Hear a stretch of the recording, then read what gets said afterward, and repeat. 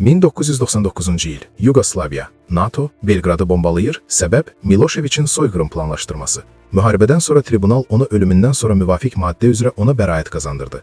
2011-ci il, Liviya, Qəddafi mülki şəxsləri öldürməyi planlaşdırır, ölkədə daxil olmaqla Benqazi bombalandı, Qəddafi öldürüldü. Amma nədənsə deyilən həmin qırğınlar olmayıb. Yalnız 5 il sonra Britaniya Parlament Komissiyası kəşfiyyatın etibarsız olduğunu etiraf edir. Görürsünüz təhdid necə də şişirdilib. Fərqi görürsünüz. Hər dəfə sülhə təhdid, hər dəfə təcili, hər dəfə də yalan çıxır. Lakin çox gecdir. Həmin ölkələr artıq dağıdılıb və indi də İran. Gəlin İranın nüvə silahı əldə etmək məsələsinə başqa bıçaqdan baxaq. Birləşmiş Millətlər Təşkilatının Nüvə Enerjisi Agentliyi İranı hər 3 aydan bir yoxlayır. Müfəttişlər obyektlərdə yaşayır, kameralar, sensorlar, möhürlər və s.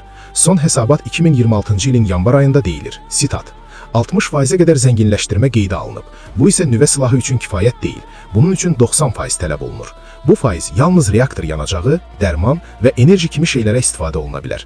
Bunun fərqinə nəzər salsaq, o tonqal və napalm arasında olan fərq kimidir. Amma xəbərlərdə deyilir ki, İran nüvə silahı yaratmaq ərəfəsindədir. Baxmayaraq ki, o 30 ildir ki, 1995-ci ildən bəri eyni ilə həmin mərhələdədir. 6 ay keçdi və onların nüvə silahı olmadı. 30 il keçdi, nədənsə deyilən o silah hələ də yoxdur. Baxın, 2015-ci ildə İran nüvə sazişi imzaladı. Proqramı əbədi olaraq nəzarət altında saxlanmasına razı oldu. İran heç bir səbəb olmadan bütün bəndlərə əməl etdi. Bunu agentlik təsdiqlədi. Amma Amerika geri çəkilib İrana qarşı sanksiyalar tətbiq etdi. Beləliklə də 2018-ci ildə Donald Trump birtərəfli olaraq sazişi bilərəkdən pozdu. Axı nə üçün?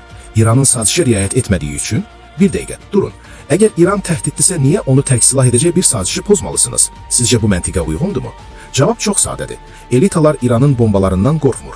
Onlar İranın müstəqilliyindən qorxur. Qeyd edim ki, İranın nüvə proqramı, Miloševiçin soyqırımı, Qəddafinin qətilləri kimi şeylər sadəcə bir kitabın başlığı üçündür. Uranium, nüvə silahı və s.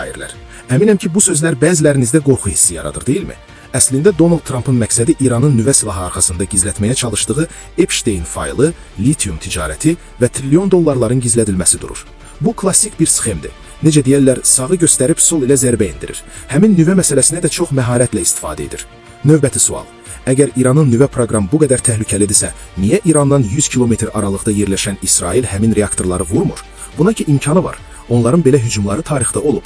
Buna misal 1980-ci ildə İraqın Osirak reaktorunu bombalaması, 2007-ci ildə Suriya reaktorunu məhv etməsi. Amma və lakin İran reaktorları 40 ildir ki vurulmur. Niyə?